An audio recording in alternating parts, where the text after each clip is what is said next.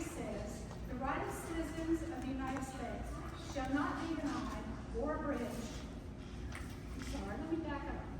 The right of the citizens of the United States to vote shall not be denied or abridged by the United States or by any state on account of sex. Congress shall have power to enforce this article by appropriate legislation. 2 simple sentences that made an enormous difference for women was certified by the Secretary of State on August the 26th, 1920, the day we commemorate today. You may be interested to know that Kentucky finally ratified the 19th Amendment on January the 6th of 1921. But our state was at the forefront of the movement for women's suffrage. By 1921, there were 500 to 600 members of the Davis County Women's Suffrage Association, including many men. Voices of Women, Owensboro, and the Struggle for Women's Equal Rights honors the fight for suffrage in Owensboro and Davis County. Museum Director Isaac Settle has told me that Lissa Ray and summer intern Ruby Robinson did a great deal of the work to pull this exhibit together, and we sincerely thank them. The exhibit will be open till the end of the year, but do take some time to enjoy it after our program this evening. In appreciation of the museum for this wonderful exhibit, the Owensboro branch of AAUW would like to present a check in the amount of $105, representing 105 years of women's vote.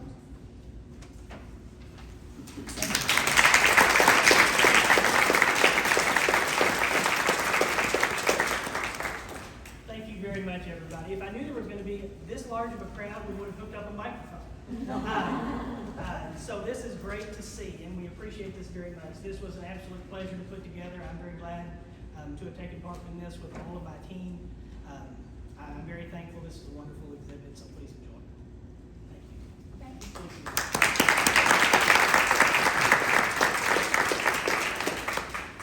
you. In addition to this celebration tonight, AAUW celebrates women who broke barriers.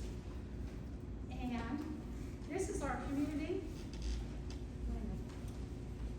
in our community, with a self-guided cemetery tour at Elmwood Cemetery.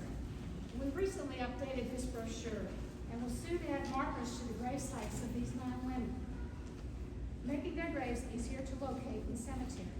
The QR codes on the brochure and on the markers will lead you to a YouTube narrative telling these women's stories. Brochures are available here at the museum and in a box near the entrance to the cemetery. AAUW also celebrates women during Women's History Month in March by posting daily profiles of local women who made a difference in our community on our Facebook page. These 2 projects together were the seed that grew into additional research by the museum staff and this magnificent exhibit. When women step up and work together, great things happen. That is the spirit we celebrate this evening. The spirit that led to the ratification of the 19th Amendment, which granted women the right to vote 105 years ago today. I invite the color guard from Owensboro High School to bring in the colors. Forward. Forward, and please stand for the pledge of allegiance.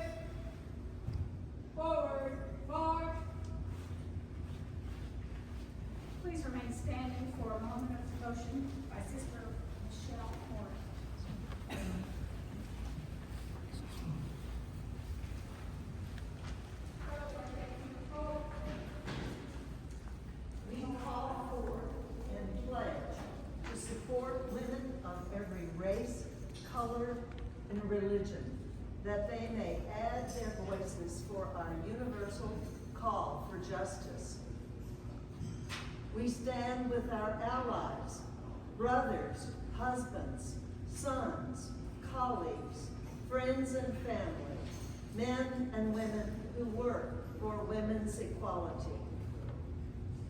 We stand with gratitude, rooted in the deeds and strength of our foremothers, woman teachers and mentors, marchers, lawmakers, homemakers.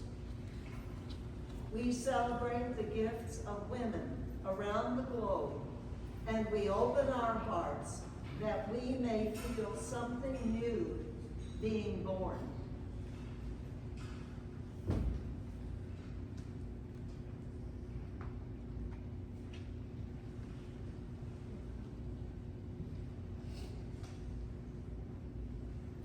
Sheila Ann Miller is going to read. You may be seated. Or would you rather have this? As a teacher and going to sing, we need to stand. Sorry. Here we go. Now I'm expecting great things from you. Here we go. Oh, beautiful for spacious skies, and the waves of grain, for purple mountains, majesty, above the fruited plain. America, America, God shed His grace on thee, and crown thy good with brotherhood, from sea to shining sea. Oh, beautiful for patriot that sees beyond the years.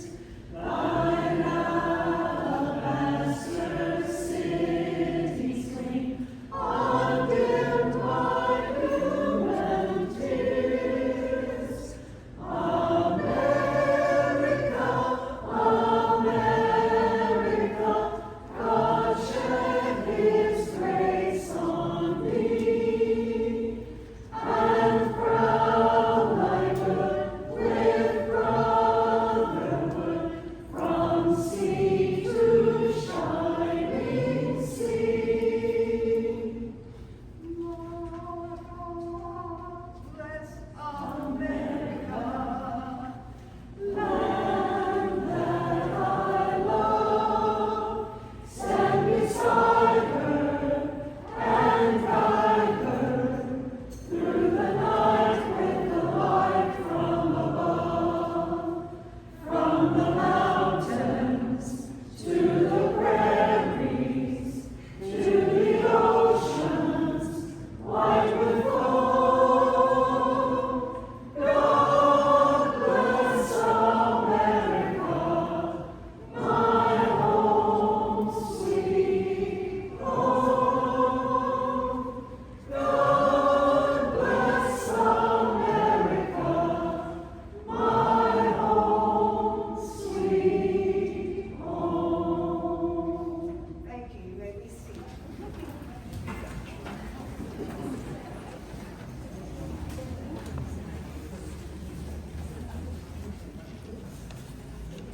At this time, we would like to honor our elected officials. Could we please have all elected officials please stand?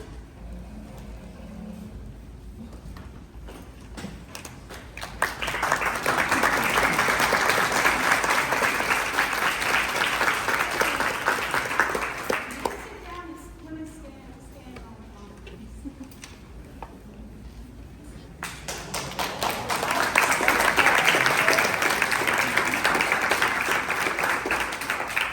These women stand on the shoulders of those who fought for women's right to vote and the right to be elected to these roles.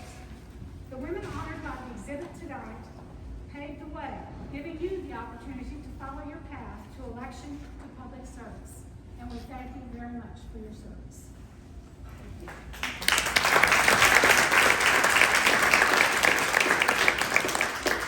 And now we have our proclamations, first from the county, Judge Charlie Caston.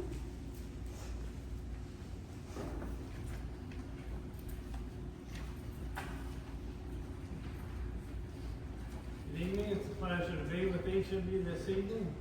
And I've had the pleasure of being here with you before a couple times. And I will say, as I was reading the proclamation, just making sure I didn't stumble on it too much, that it occurred to me. So one of the whereases is in 1895, a group of women formed here in Owensboro. So my grandmother, my maternal grandmother was 10 at that time. And then it says the law was passed in 1920.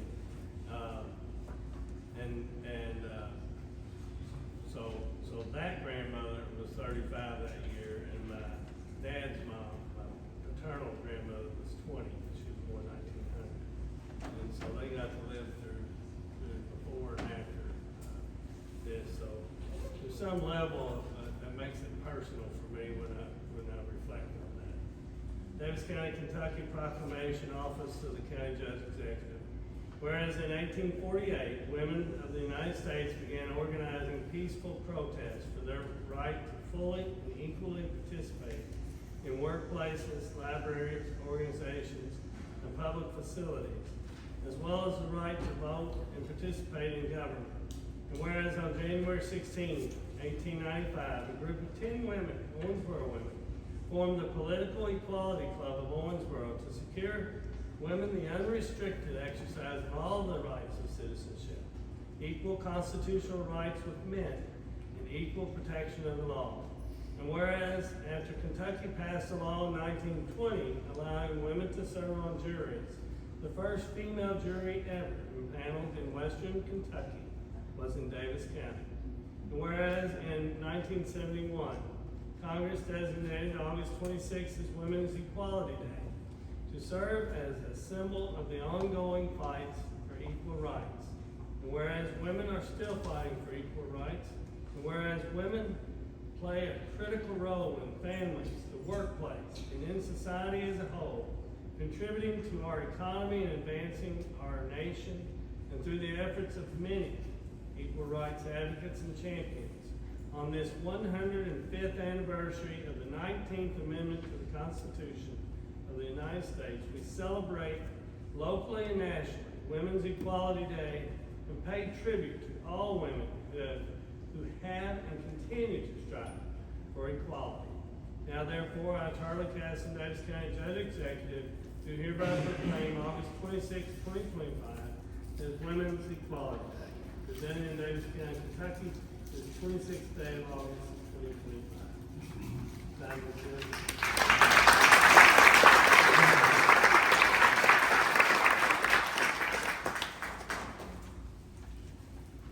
And now from the city, Mayor Tom Watson is not here, but our Councilwoman Sharon Eastman is going to read the proclamation.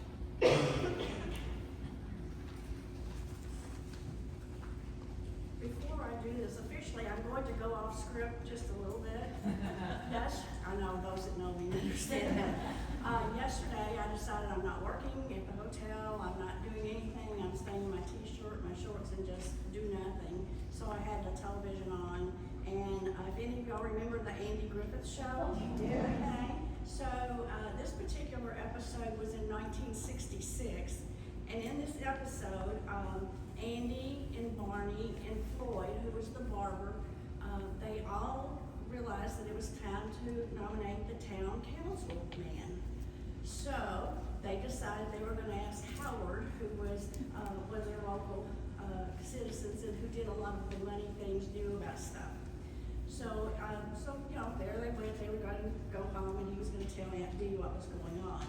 Well, in the meantime, Aunt B was at the flower meeting, and she had just delivered all of the minutes and the things that they had done with her wonderful flowers. And she was being applauded because she did such a great job on the minutes. So the ladies got to talking, as you all know we do, right? So they decided that she should run for council, for the councilwoman's job also. So she goes home, and Andy comes in, and Aunt V, she's so excited. She just can't believe that they would think that they would support her. Now again, remember this is 1966.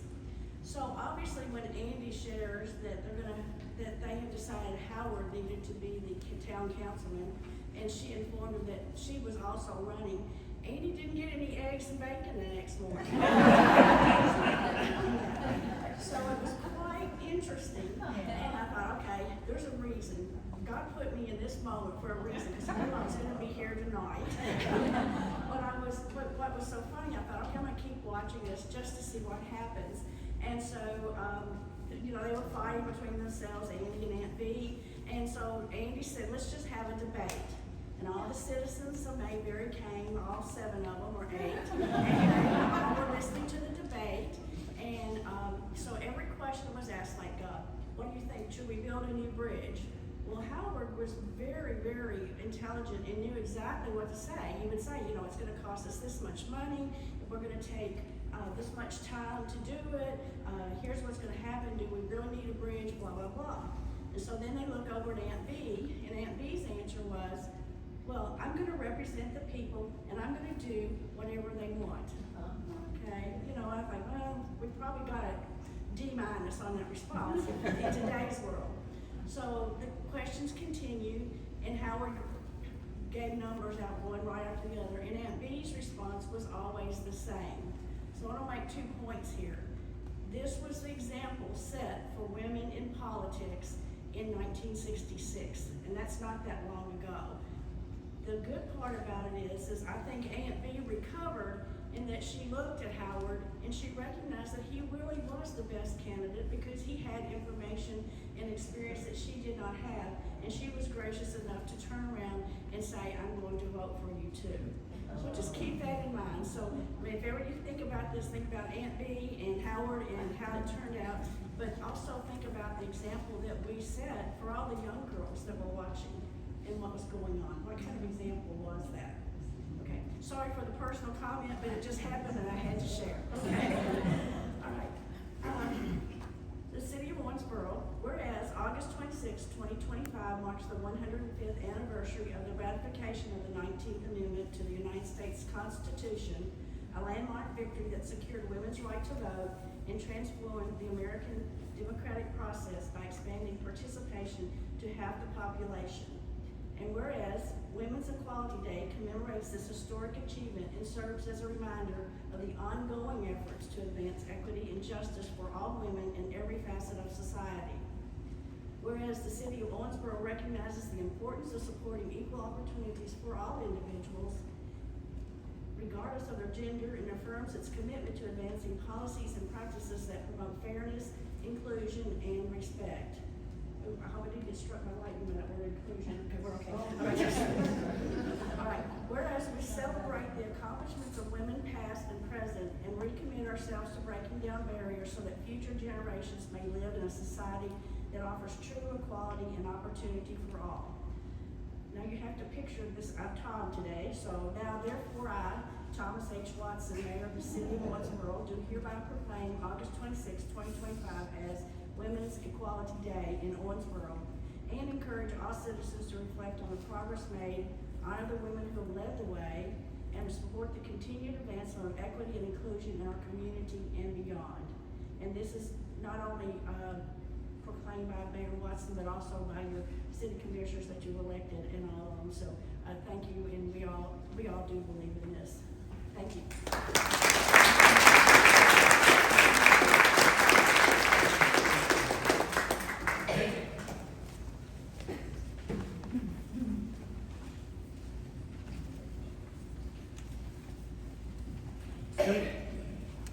Well, first of all, I'm Jeannie Owen Miller, and I really love the fact that we have so many people here tonight. And I said, of course, we decided to do it indoors, and we really want to say our thanks to Isaac Settle, who's the new, stand up, Isaac, and let's give him a round of applause.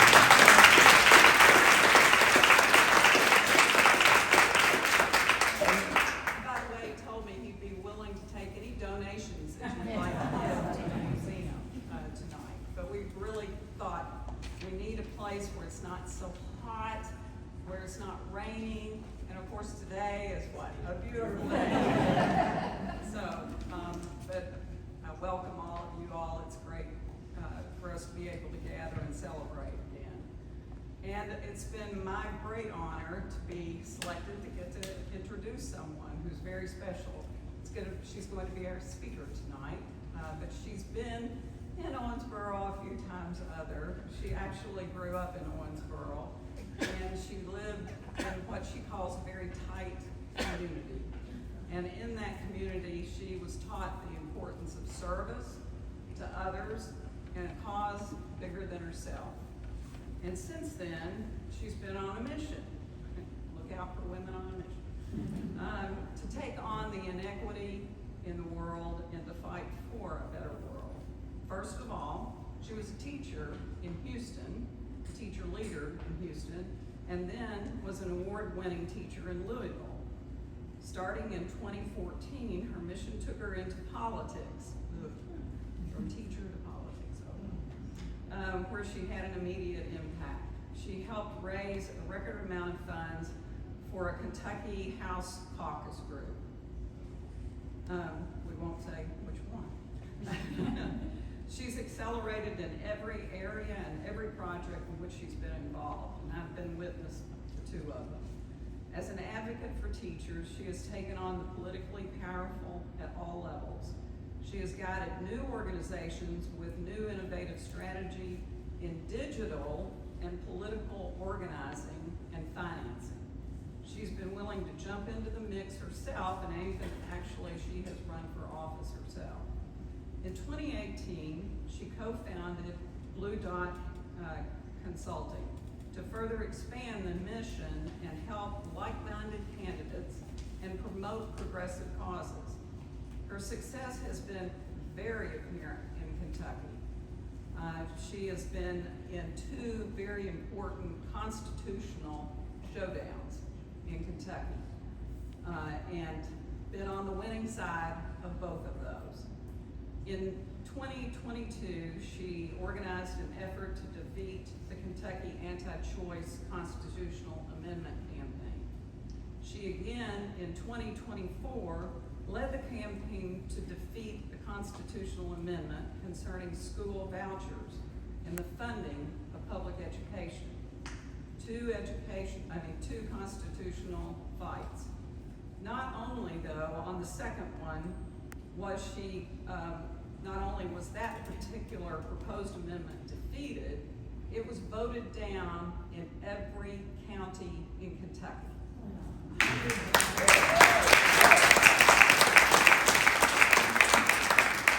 That was a 30-point victory. Kelsey's mantra is Kentucky is worth fighting for, and that is exactly what she continues to do today. And oh yes, by the way, she's married and her husband Taylor is here. Oh, he's back here, who she works with. Wait, that's good. But she's also a mother of two daughters, Avery and Sophie. And I want to say, you know, her mom and dad have been in the education system here in Owensboro for as long as I can remember, really. And so they've produced someone who is willing to fight for education and other items. So I want to say thank you to Mike. I want you all to give a warm welcome to Kelsey Hayes Coots.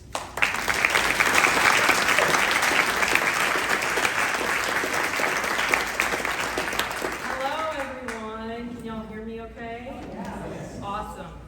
Well, thank you so much to the American Association of University Women, the Davis County Bar Association, the City of Owensboro, the Davis County Fiscal Court, let me make sure I get them all, and the Owensboro Museum of Science and History, and all of the local partners for putting this on and for inviting me to attend.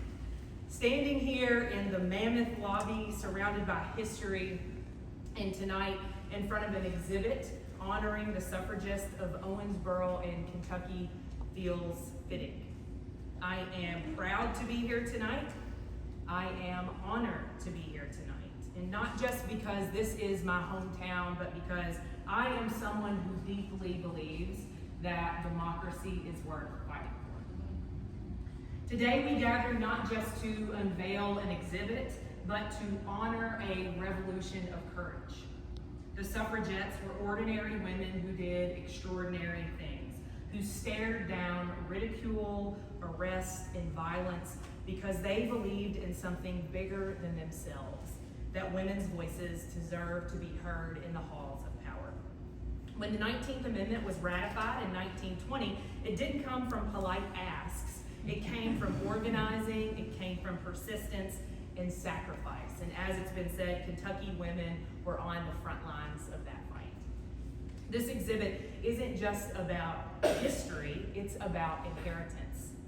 The right to vote, the right to shape our democracy, the right to stand equal, these are gifts that we have received because others refused to give up. And our responsibility standing here today is to carry that torch forward. The people we see featured in this exhibit believed that another world was possible, and they worked like hell to make it so. That is the call for us to reflect upon. But we must also remember that the 19th Amendment did not guarantee the vote to all women. Women of color still face decades of struggle before they could cast a ballot freely.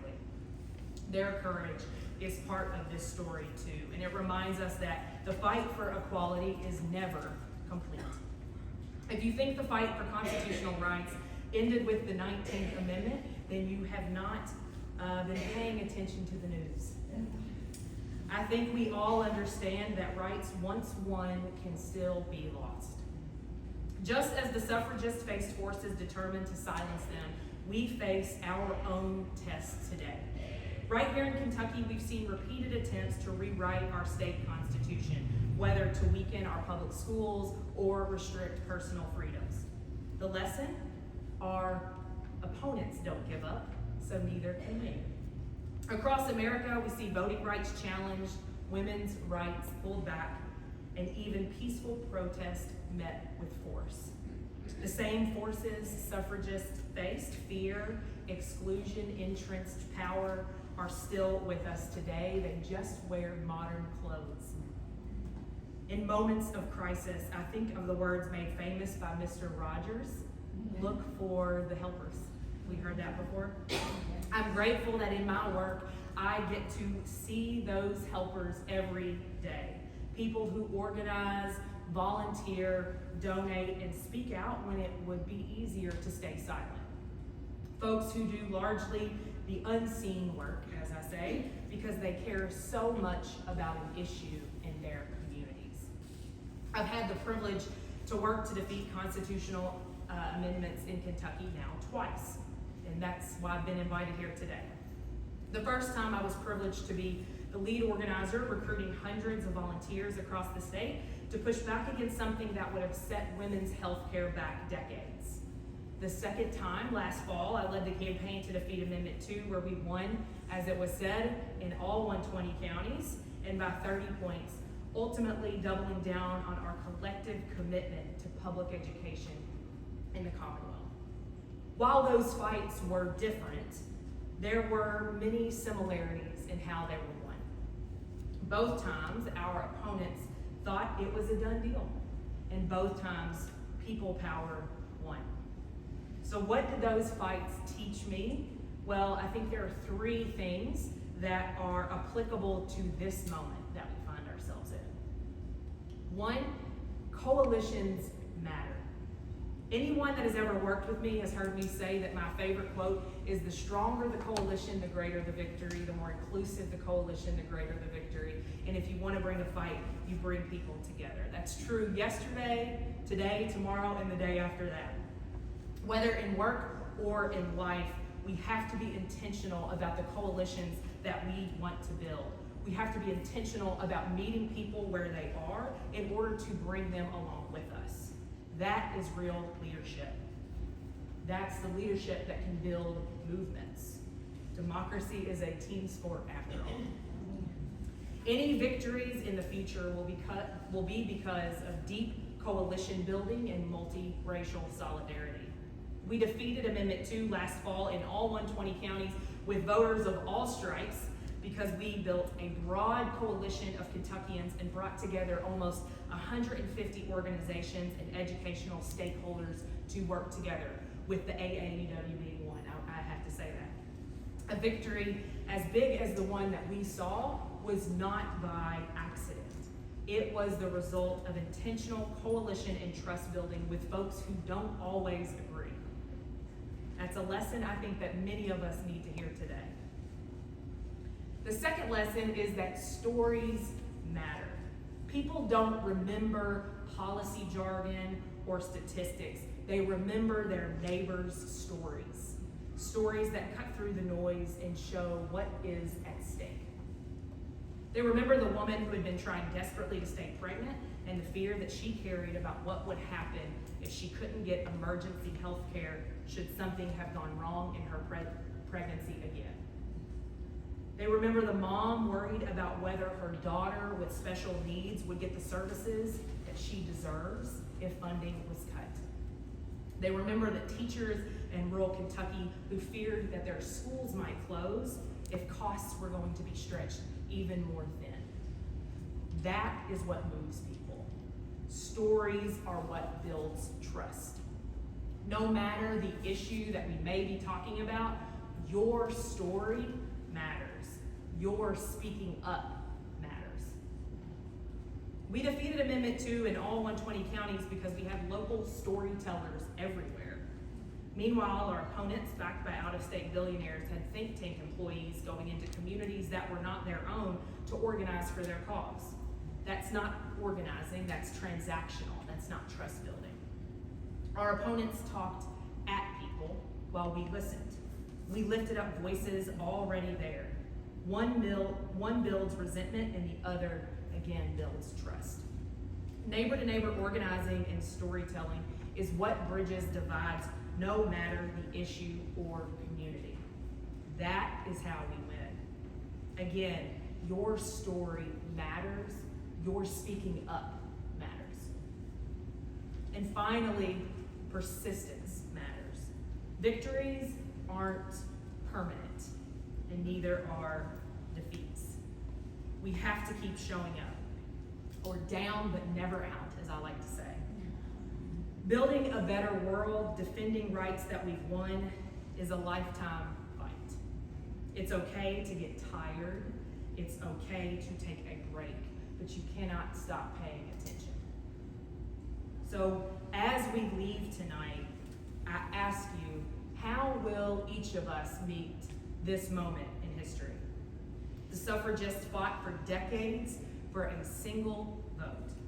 We dishonor them if we treat our democracy as something to be consumed rather than protected. Each of us tonight has a role to play. We must all continue to dream of a world that could be and work to make it so.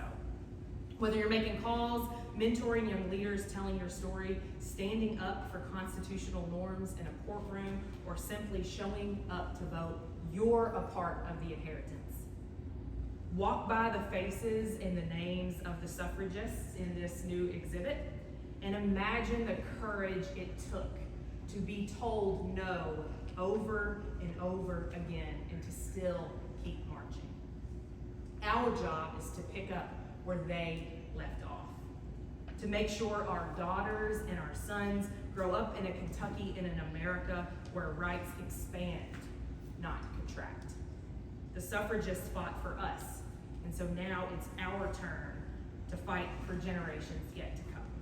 That's the legacy of the 19th Amendment, and frankly, it's the work of our time. Thank you.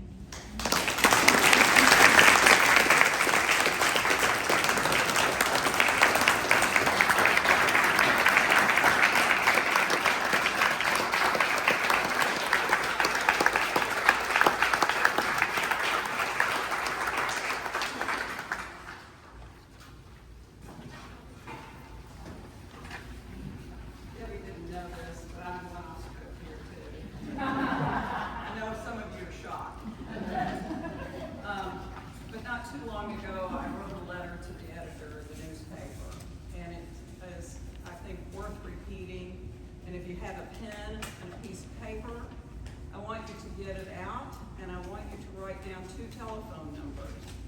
These are the telephone numbers to our senators, Senator Paul and Senator McConnell.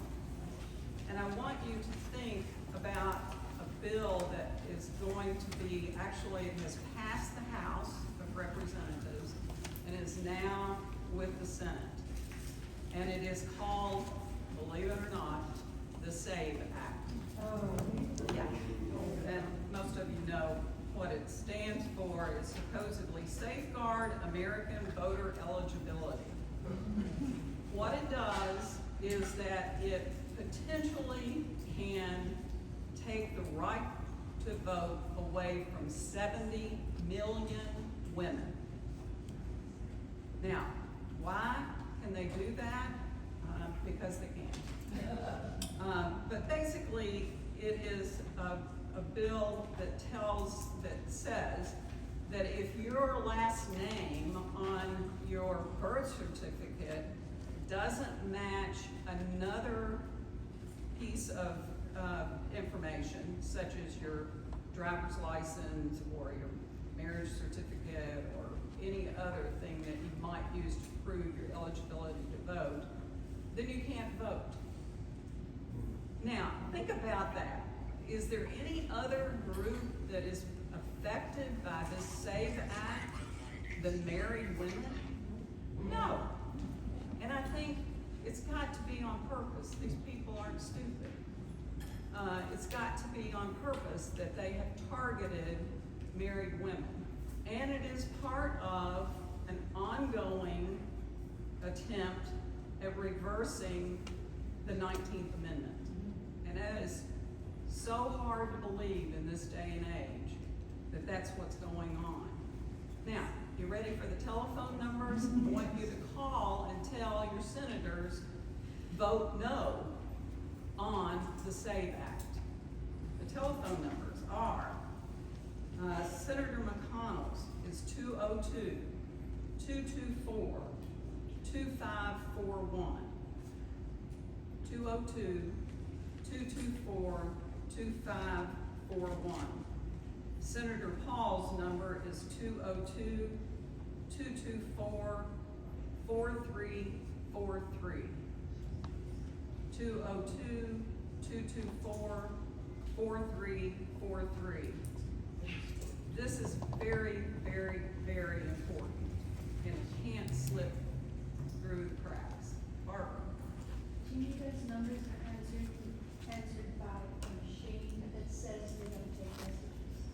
Well, I've heard that before, but I've heard recently that they have been starting to answer, that they haven't a live person. Several, you're right, and I think that in the past has been the problem. But I think just very recently they've gotten someone who is actually a human. That's well, I don't know about that. They are answering it and taking messages. So it's just extremely important. Thank you all.